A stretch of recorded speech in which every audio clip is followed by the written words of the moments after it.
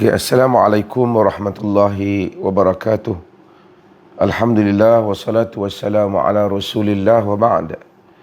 InsyaAllah kita akan sambung semula siri menghayati doa yang ini adalah merupakan yang ke-8 daripada silsilah ataupun daripada siri yang telah saya buat sebelum ini. Bagi yang terlepas, mungkin mereka boleh merujuk semula siri-siri itu di dalam Facebook saya dan juga di dalam YouTube yang sama ada PMT ataupun Dr. Mazhar Channel. InsyaAllah semalam kita telah bincangkan berhubung dengan beberapa perkara, iaitu berhubung berdoa kepada Allah Azza wa Jalla di dalam keadaan kita senang ataupun kita tidak ada apa-apa bencana ataupun kita dalam keadaan lapang. Semoga kita diterima oleh Allah Subhanahu wa taala apabila kita di dalam keadaan susah, dan saya telah menghuraikan hal itu. Kali ini kita akan bincangkan tentang bagaimana doa itu mustajab. Salah satu sebab yang besar yang menyebabkan doa itu mustajab, apabila Allah, hamba itu ketika dia berdoa kepada Allah, dia mendahulukan dengan memohon keampunan kepada Allah terhadap dosa-dosa yang dia lakukan. Yang ini diminta supaya Allah ampunkan dosa dia. Dia beristighfar, memohon keampunan kepada Allah. Kemudian barulah dia berdoa kepada Allah. Ini kerana antara sebab yang menghalang sebahagian doa ialah disebabkan kerana dosa-dosa yang telah kita lakukan. Apabila kita memohon kepada Allah Jalla wa'ala supaya Allah mengampunkan dosa kita, maka Allah akan sayang kepada kita. Dia tahu hamba aku ni mohon ampun. Kemudian setelah kita mohon keampunan, kita sertai dengan doa kepadanya. Maka kemudian dengan itu akan menyebabkan doa kita akan mustajab. Sebab itu sebahagian para ulama menyebut doa itu tidak lewat penerimaannya, tetapi yang melewatkannya ialah kerana kita sendiri yang telah menutup jalan-jalannya. Dan jalan-jalan itu ialah dengan dosa-dosa yang kita lakukan terhadap Allah Jalla wa'ala. Dengan itu maka kita mohon keampunan kepada Allah sebelum kita meneruskan doa kita. Ini ada banyak contoh di dalam Al-Quran yang Allah Subhanahu wa taala tunjukkan untuk kita amalkan. Antaranya ialah Allah bagi contoh. Sebab tu doa-doa Al-Quran amazing. Kalau kita nak belajar doa, kita belajar doa-doa Al-Quran. Kan doa-doa Al-Quran yang telah sama ada yang Allah ajar kita untuk berdoa, ataupun ayat yang Allah ceritakan hamba-hambanya yang saleh, sama ada di kalangan para nabi ataupun salihin yang lain yang telah berdoa. Artinya doa-doa itu telah Allah i'tiraf di sisi Allah yang Maha Agung adalah doa-doa yang terbaik. Maka apabila kita nak berdoa kepada Allah, kita lihat cara mereka berdoa. Bagaimana ungkapan-ungkapan yang mereka lakukan. Bagaimana kerendahan diri yang mereka lafazkan di dalam doa-doa mereka. Kita belajari daripada mereka. Berhubung dengan perkara ini, antara yang boleh kita pelajari ialah Nabi Sulaiman alaihi salam, doa yang selalu saya sebut juga di dalam siri-siri ini. Iaitu Nabi Sulaiman alaihi salam apabila dia nak memohon agar Allah memberikan kepadanya sebuah kerajaan yang mana tak ada siapa pun boleh dapat sehebat itu lagi. Apa kata Nabi Sulaiman? Rabbi ghafirli wahabli mulkan la yanbaghi li ahadin min ba'di innaka antal wahhab. Rabbi ghafirli, wahai Tuhanku, ampunkanlah daku. Wahab li mulkan, kemudian baru diikuti dengan doa dia, dan berikanlah kepada aku sebuah kerajaan yang la yanbaghi li ahadin min ba'di, yang tidak sepajarnya tak akan dapat sesiapa pun selepas daripada aku. Innaka antal wahhab, sesungguhnya engkau adalah Tuhan al-Wahhab. Ini adalah merupakan contoh Nabi Sulaiman alaihissalam. Ketika dia berdoa kepada Allah, meminta suatu perkara yang besar, sehingga ia menjadi sejarah kepada kemanusiaan. Manusia ini tak ada lagi kerajaan yang lebih besar daripada kerajaan Nabi Sulaiman alaihissalam. Tidak ada lagi sesiapa yang akan memperolehi suatu kekuasaan, keagungan kuasa seperti yang diperolehi oleh Nabi Sulaiman alaihissalam, kerana dia telah doa agar diberikan kepadanya kerajaan yang tidak wajar bagi sesiapa lagi untuk memilikinya selepas daripada dia. Tapi Nabi Sulaiman alaihissalam ketika doa, sebelum nak mulakan doa tu, dia kata, Rabbi ghafirli, wahai Tuhanku, ampunilah daku. Dia memohon agar Allah mengampunkan dia, kemudian diikuti dengan doa. Nabi Musa alaihissalam, tengok kerana kaum dia dan seumpamanya. Dia dan Nabi Harun alaihissalam, dia memohon agar Allah memasukkan dia dan saudaranya Harun ke dalam rahmat Allah. Apa Nabi Musa kata ketika nak doa? Rabbi ghafirli wa li akhi wa adkhilna fi rahmatika wa anta arhamar rahimin. Rabbi ghafirli, wahai Tuhanku, ampunlah aku. Wa li akhi, dan ampunkanlah juga saudaraku. Kemudian baru diikuti wa adkhilna fi rahmatik, dan masukkanlah kami ke dalam rahmat engkau. Wa anta arhamur rahimin, engkau adalah yang paling pengasih di kalangan yang pengasih. Ini adalah contoh doa, di mana bila nak doa, minta ampun dulu. Artinya kalau kita nak minta kepada Allah sesuatu, rezeki, kita kata, Ya Allah, ampunlah dosaku, kelemahan diriku, dosa-dosa yang kulakukan, berilah padaku rezeki. Contohnya, ini adalah merupakan petunjuk ataupun teladan yang kita dapati daripada ungkapan-ungkapan para anbiya alaihimussalatu wassalam di dalam doa mereka. Sebab itu, kalau kita baca Sayyidul Istighfar, penghulu kepada segala istighfar, yang mana apabila seorang hamba mengungkap dengannya dalam keadaan yakin, Allah Subhanahu wa taala memasukkan dia dalam syurga, yakni dia diampunkan dosa. Apa dia ungkapan dalam Sayyidul Istighfar itu, sehingga Allah sayang kepada, Allah ampun kepada orang yang meminta keampunan Allah dalam Sayyidul Istighfar. Iaitulah, kalau kita lihat, ialah periktirafan terhadap dosa sebelum memohon kepada Allah.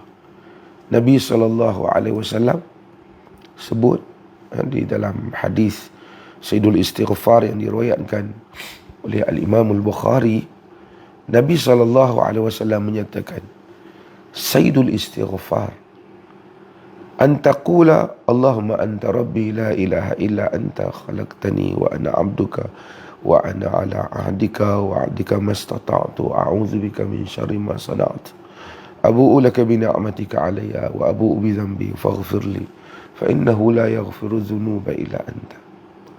Sayyidul Istighfar, tuan, iaitu ketua, penghulu kepada segala istighfar. Antaqul, ialah apabila kamu menyatakan, Allahumma anta rabbi, Ya Allah, kaulah Tuhanku, la ilaha illa anta, tak ada ilah, tak ada yang diabdikan diri melainkan engkau. Khalaqtani, engkau telah menciptakan aku. Wa ana abduk, aku ni hambamu. Wa ana ala ahdika wa wa'dika mastata'tu, aku di atas perjanjian denganmu selagi mana aku mampu. Yakni aku akan cuba untuk melaksanakan apa yang aku mampu. A'udzubika min syarri ma sana'tu. Aku mohon jauh dengan Engkau daripada kejahatan ataupun apa yang dosa-dosa yang aku lakukan. Daripada kejahatan apa yang telah aku lakukan. Abu'u laka bi ni'matika alayya. Aku mengaku dengan nikmatmu kepadaku. Banyak kau bagi nikmat padaku. Aku mengaku. Tu i'tiraf tu. Abu'u lak. Wa abu'u bi dhanbi. Aku mengaku dengan dosaku. Faghfirli. Baru datang doa. Ampunkanlah aku. Fa innahu la yaghfiru dhunuba illa anta. Sesungguhnya tidak ada yang dapat mengampunkan dosa melainkan Engkau. Ini adalah contoh Sayyidul Istighfar. Sehingga Nabi SAW menyatakan, Man qalaha minan nahari muqinan biha famata min yawmihi qabla an yumsiya fahuwa min ahlil jannah. Siapa yang sebut macam ni pada hari siang, pada siang hari, dan kemudian dalam keadaan muqinan biha, yakin, menghayati makna dalam Sayyidul Istighfar itu, famata min yaumihi, dia mati pada hari itu, min qabli an yumsiya, sebelum dia masuk waktu petang, waktu malam, fahuwa min ahli jannah, dia termasuk di kalangan ahli syurga. Ada cerita hebatnya kerana ungkapan itu. Wa man qalaha minan nahari famat wa huwa muqinan biha, siapa muqinun biha, siapa yang kata pada waktu siang dalam keadaan dia yakin hal itu, famata qabla an yusbiha, dan kemudian dia mati sebelum masuk waktu subuh, dia kata dia kata pada waktu malam, man qala minal lail, pada waktu malam, muqinun biha, dalam keadaan yakin, dia mati sebelum waktu subuh, fahuwa min ahli jannah, dia termasuk di kalangan ahli syurga, kata Nabi SAW. Ada masa nanti kita akan hurai Sayyidul Istighfar, tapi saya nak sebutnya, apa yang diajar dalam Sayyidul Istighfar itu ialah i'tiraf dengan dosa. Kita i'tiraf dosa kita sebelum kita minta kepada Allah.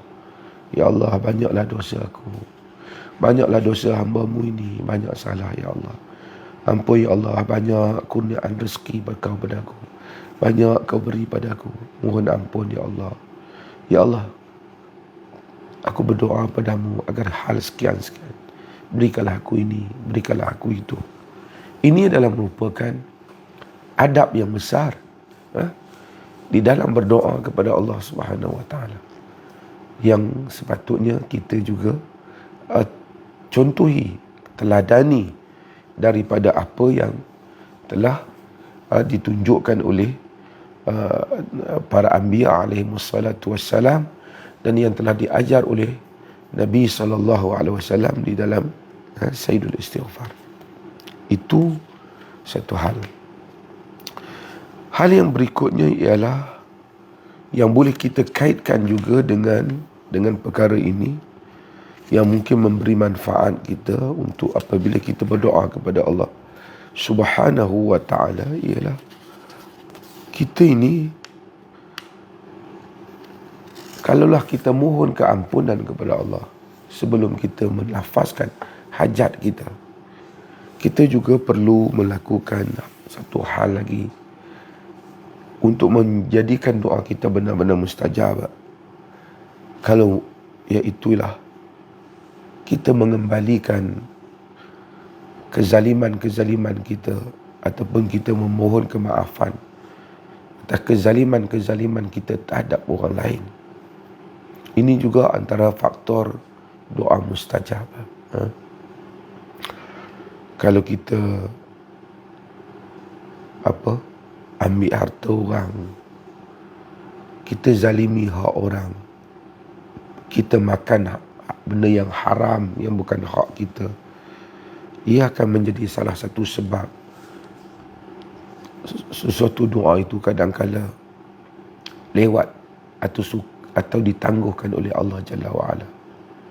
Kerana Nabi SAW di dalam hadis yang diriwayatkan oleh Imam Muslim, Nabi kata apa? Kerana doa ni Allah yang nak terima.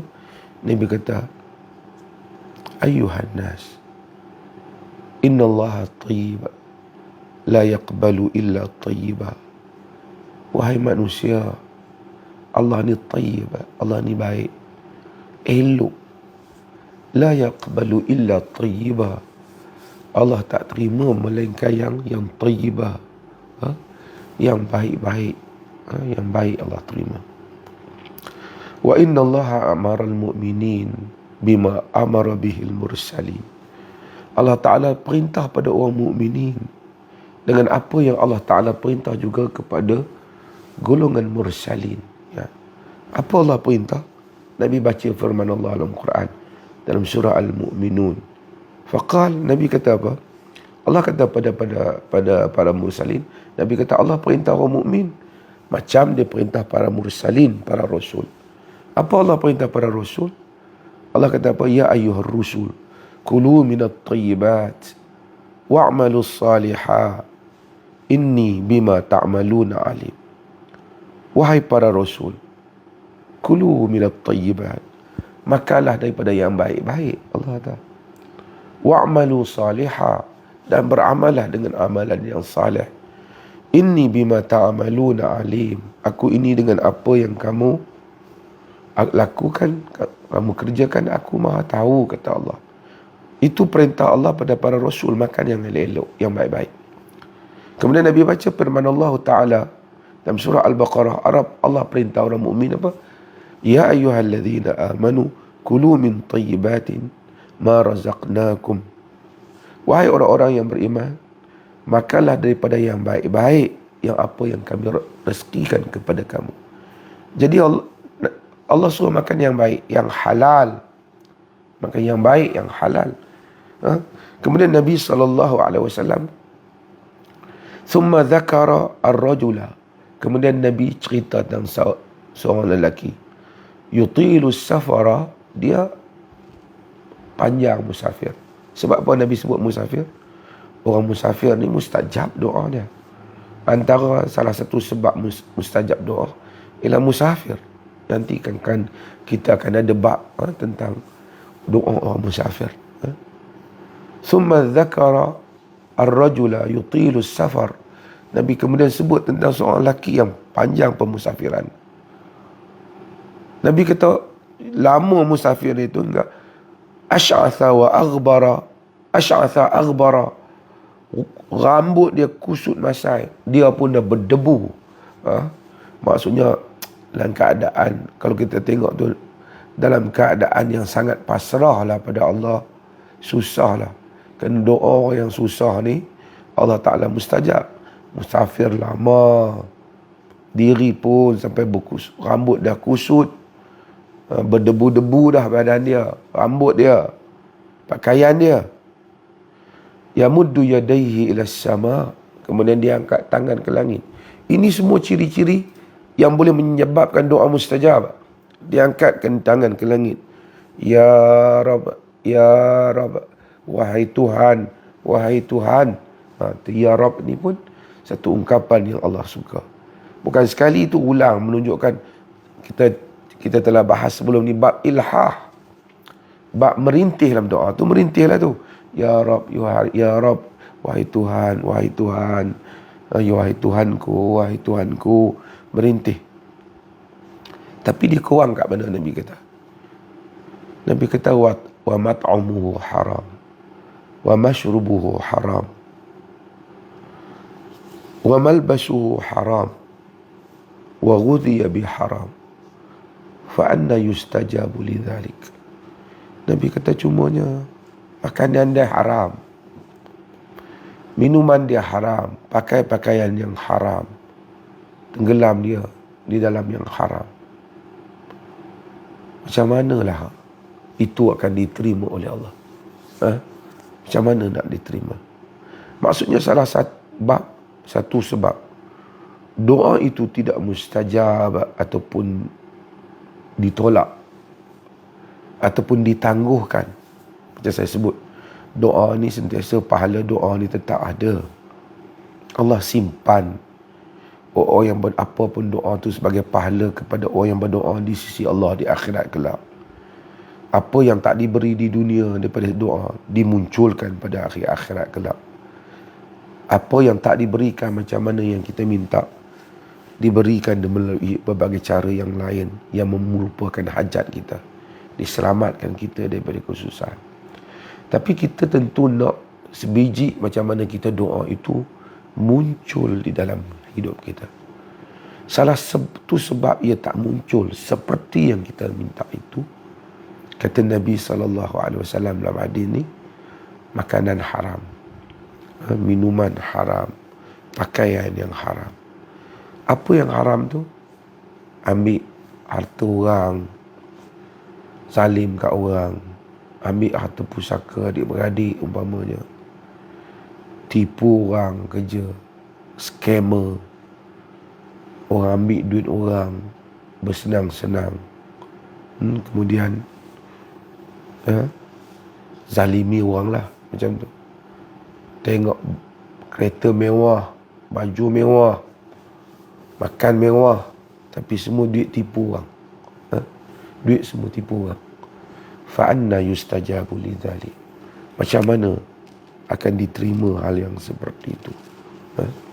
Sebab itu, apabila kita berdoa kepada Allah Jalla wa'ala, antara hal yang perlu kita lakukan ialah kita cuba pastikan kita tak berada dalam keadaan menzalimi orang dengan mengambil harta orang ketika kita berdoa. Kita kembalikan harta orang supaya Allah Subhanahu Wa Taala memustajabkan doa. Dalam hadis yang diriwayatkan oleh Al-Imam At-Tirmidzi, Nabi SAW menyebut, "Ma min dhanbin ajdaru an yu'ajjilallahu li sahibihi al-'uqubata fid dunya ma'a ma yaddakhiru lahu fil akhirah min al-baghi wa qati'atir rahim." Wa qati'atir rahim.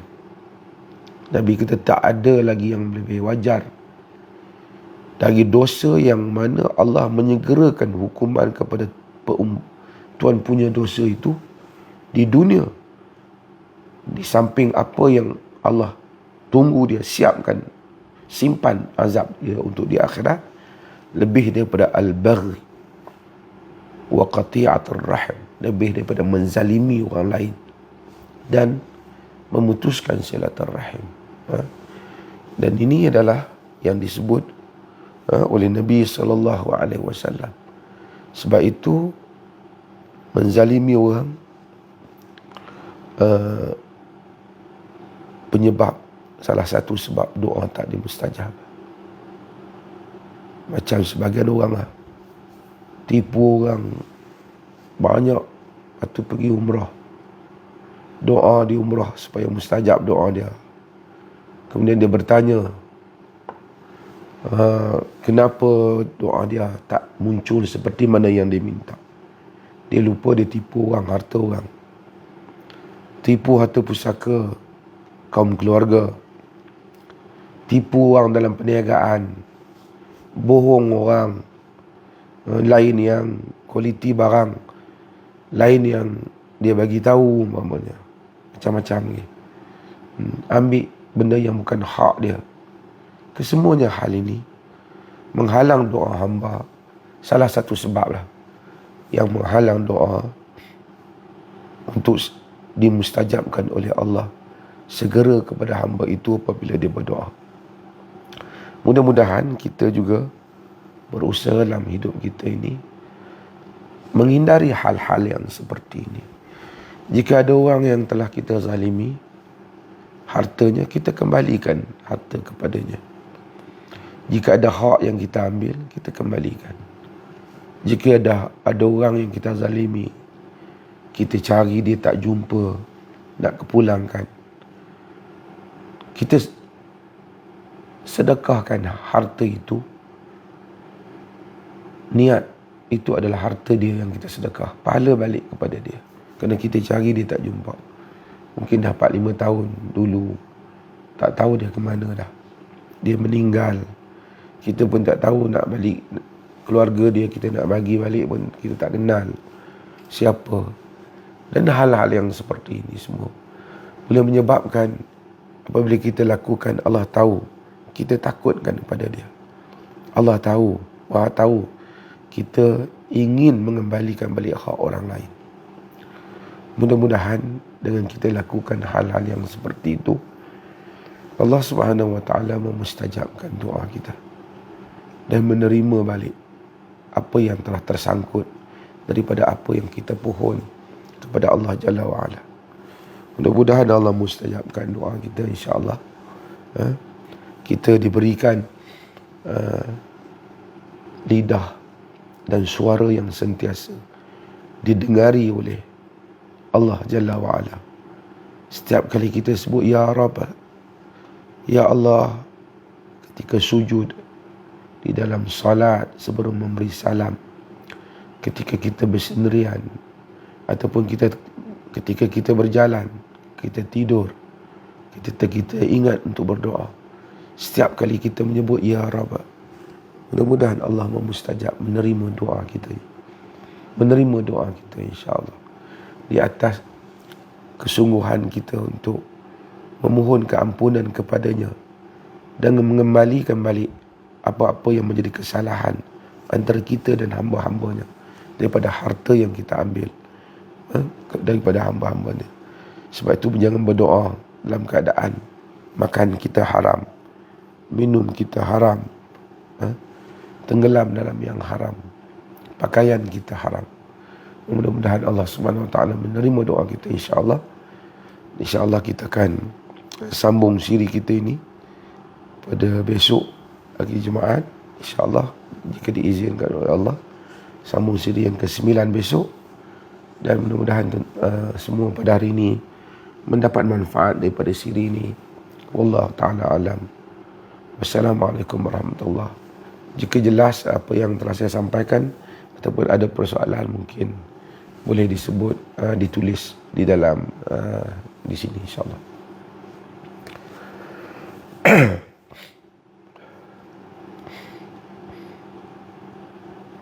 Saya suara tak pulih sepenuhnya lagi.